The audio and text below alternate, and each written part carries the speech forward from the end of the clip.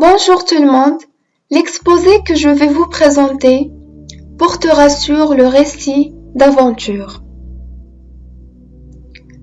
Avant tout, je vais vous parler sur l'origine et l'histoire des récits d'aventure. Dès son origine et dans la continuité de la chanson de geste du Moyen-Âge ou des romans de chevalerie, le roman s'attache à raconter les aventures d'un personnage souvent hors du commun.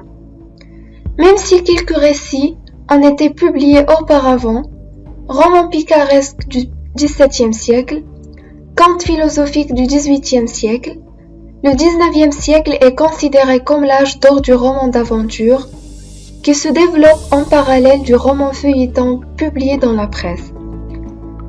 Un des auteurs principaux est Alexandre Dumas, qui lui confère une dimension historique.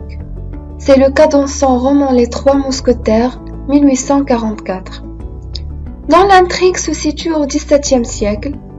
Ce type de récit souvent très dynamique s'oppose alors au roman psychologique, davantage tourné sur les sentiments des personnages, ainsi qu'au roman réaliste axé sur l'observation de la société et mettant en scène des personnages ordinaires. Tout d'abord, allons voir qu'est-ce que ça veut dire un récit d'aventure. Le récit ou roman d'aventure est un récit ou roman qui se base sur l'action et multiplie les péripéties. Il repose sur le suspense plutôt que sur la psychologie des personnages. Le héros, souvent masculin, est confronté à une situation périlleuse à laquelle il doit faire face, de façon souvent rocambolesque. On peut citer comme exemple Le Comte de Monte Cristo, un roman d'aventure d'Alexandre Dumas. Passons maintenant à les étapes d'un récit.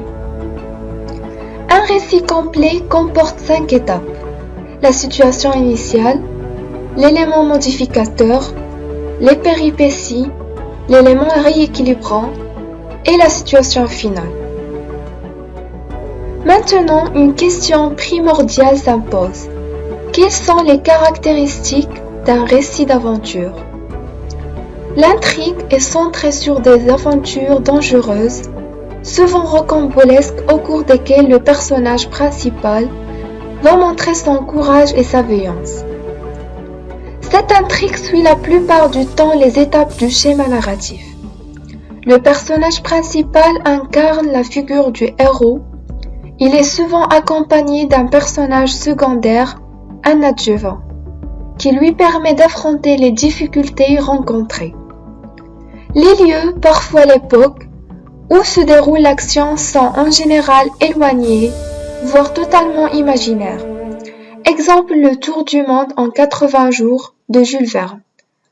Le registre épique participe à susciter chez le lecteur un sentiment d'admiration. En s'identifiant au personnage, ce dernier peut voyager et vivre des aventures extraordinaires. Des thèmes et sujets apparaissent de manière récurrente: la nature sauvage et la survie qui en découle, les mondes hostiles comme ceux de la piraterie, la recherche d'un monde perdu. Pour continuer, on va voir comment reconnaître le récit d'aventure. Un récit d'aventure se déroule dans le passé ou le présent, mais pas dans le futur puisqu'il s'agirait alors d'un récit de science-fiction. En conclusion, j'aborderai la question de où ont lieu les récits d'aventure le plus souvent.